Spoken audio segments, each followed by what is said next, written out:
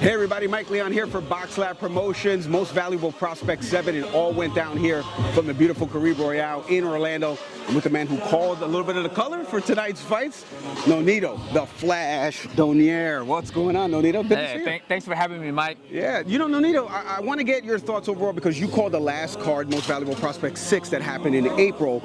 But what do you make of the overall event of Most Valuable Prospects overall?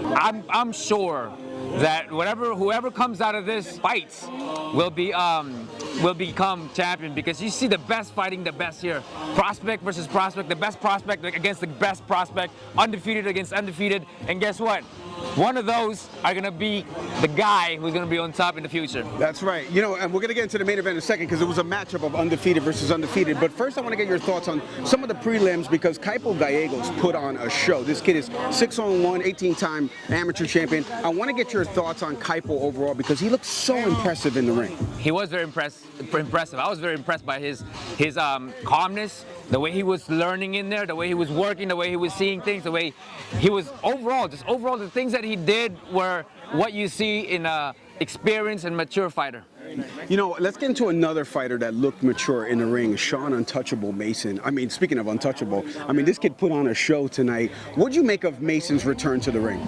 He was very talented. He was very skillful. He had a lot of power. You know, untouchable, it was what he showed today. You know, I think we need to get him up to the next phase of challenge so that he can improve and get better and see how he does. Speaking of improving and getting better in power, let's get to the co-main event, the heavyweights. Donaire the Fear Pero took on James Evans. This was such an impressive fight to me because Donaire hits hard. You were sitting ringside. You could hear some of this power. What'd you make of Pero? To me, Pero has improved tremendously.